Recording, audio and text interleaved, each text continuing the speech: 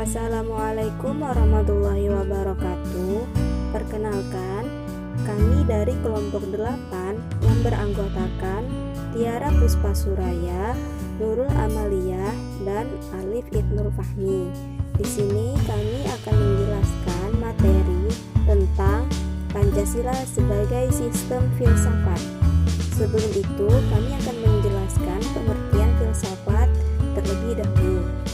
Kata filsafat dalam bahasa Indonesia berasal dari bahasa Yunani, filosofia, terdiri dari kata phile artinya cinta dan sophia artinya kebijaksanaan.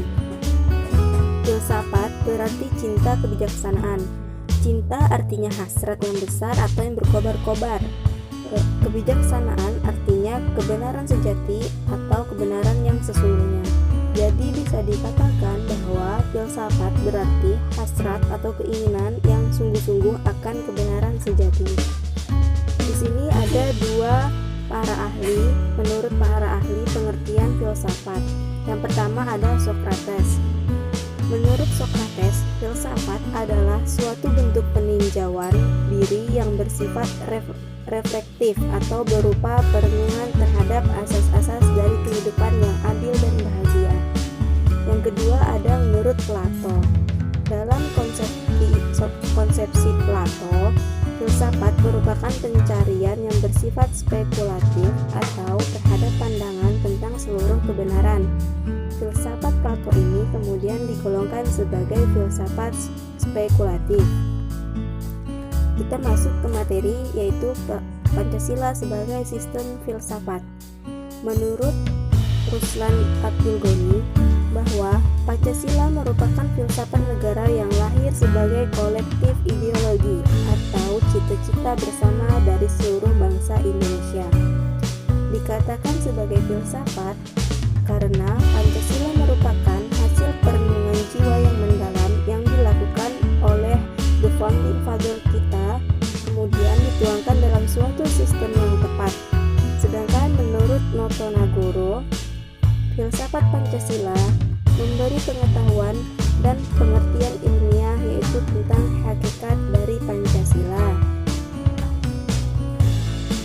Yang kedua ada kajian Pancasila sebagai filsafat. Yang pertama, filsafat Pancasila sebagai genetivus objektivus. Pancasila sebagai genetivus objektivus artinya nilai-nilai Pancasila dijadikan sebagai objek yang dicari. Landasan filosofisnya berdasarkan sistem-sistem dan cabang-cabang filsafat yang berkembang di barat. Yang kedua ada landasan ontologis filsafat Pancasila. Landasan ontologis Pancasila artinya sebuah pemikiran filosofis atas hakikat dan raison d'être sila-sila Pancasila sebagai dasar filosofis negara Indonesia.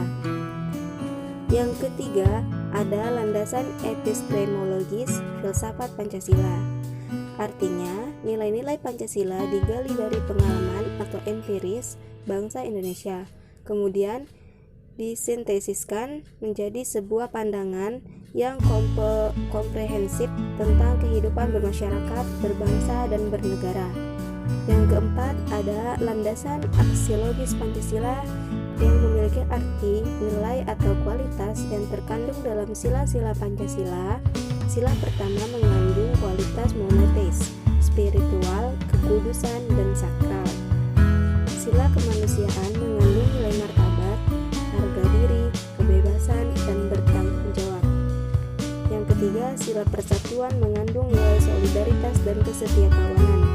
Sila keempat mengandung nilai demokrasi, musyawarah, mufakat, dan berjiwa besar.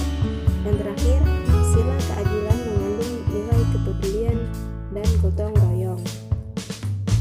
Selanjutnya, menggali sumber historis, sosiologis, politis tentang Pancasila sebagai sistem filsafat.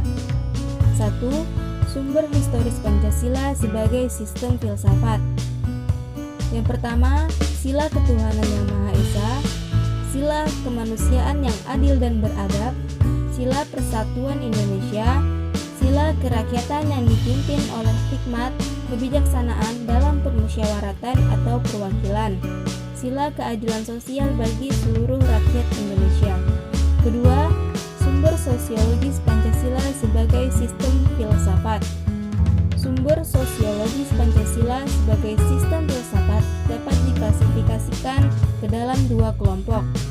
Kelompok pertama, masyarakat awam yang memahami Pancasila sebagai sistem filsafat yang sudah dikenal masyarakat Indonesia dalam bentuk pandangan hidup, way of life yang terdapat dalam agama, adat istiadat, dan budaya berbagai suku bangsa di Indonesia. Kelompok kedua, masyarakat ilmiah akademis yang memahami Pancasila sebagai sistem filsafat dengan teori-teori yang bersifat akademis. Ketiga, sumber politis Pancasila sebagai sistem filsafat. Sumber politis Pancasila sebagai sistem filsafat dapat diklasifikasikan ke dalam dua kelompok juga. Kelompok pertama meliputi wacana politis tentang Pancasila sebagai sistem filsafat pada sidang BPU PKI, sidang PPKI, dan kuliah umum Soekarno antara tahun 1958 dan 1959 tentang pembahasan sila-sila Pancasila secara filosofis. Dan kelompok kedua mencakup berbagai argumen politis tentang Pancasila sebagai sistem filsafat yang disuarakan kembali di era reformasi dalam pidato politik Habibie 1 Juni 2011. Dinamika dan tantangan Pancasila sebagai sistem filsafat. Pancasila sebagai sistem filsafat mengalami dinamika sebagai berikut. Pada era pemerintahan Soekarno, Pancasila sebagai sistem filsafat dikenal dengan istilah filosofis Grundslag. Pada era Soeharto, kedudukan Pancasila sebagai sistem filsafat berkembang ke arah yang lebih praktis, atau dalam hal ini istilah yang lebih tepat adalah Weltanschauung.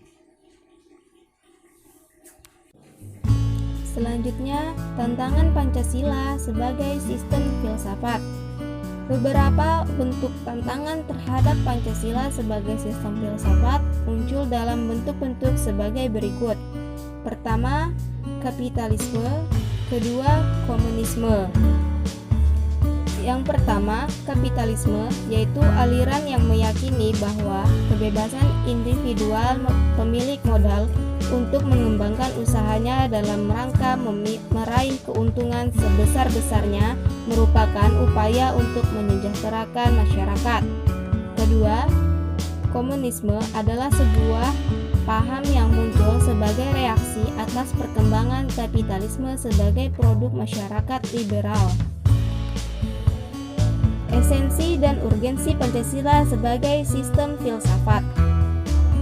Esensi atau hakikat Pancasila sebagai sistem filsafat. Pertama, hakikat sila ketuhanan terletak pada keyakinan bangsa Indonesia bahwa Tuhan sebagai prinsip utama dalam kehidupan semua makhluk.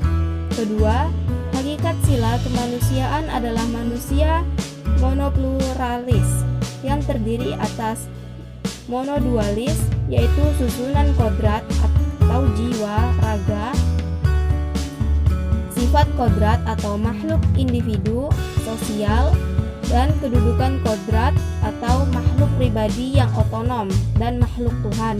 Ketiga, hakikat sila persatuan terkait dengan semangat kebangsaan. Keempat, hakikat sila kerakyatan yang terletak pada prinsip musyawarah.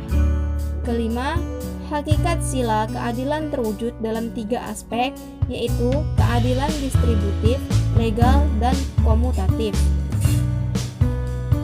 Terakhir, urgensi Pancasila sebagai sistem filsafat.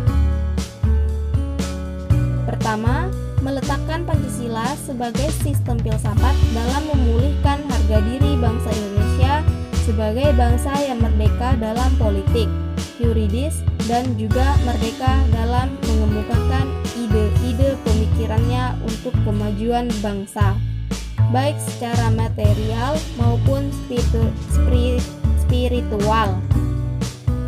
Kedua, Pancasila sebagai sistem filsafat membangun alam pemikiran yang berakar dari nilai-nilai budaya bangsa Indonesia sendiri sehingga mampu dalam menghadapi berbagai ideologi dunia. Ketiga, Pancasila sebagai sistem filsafat dapat menjadi dasar pijakan untuk menghadapi tantangan globalisasi yang dapat melunturkan semangat kebangsaan dan melemahkan sendi-sendi perekonomian yang berorientasi pada kesejahteraan rakyat banyak. Keempat, Pancasila sebagai sistem filsafat dapat menjadi way of life sekaligus way of thinking bangsa Indonesia untuk menjaga keseimbangan dan konsisten antara tindakan dan pemikiran. Bahaya yang ditimbulkan kehidupan modern dewasa ini adalah ketidakseimbangan antara cara bertindak dan cara berpikir sehingga menimbulkan kerusakan lingkungan dan mental dari suatu bangsa. Cukup sekian yang dapat kelompok kami sampaikan.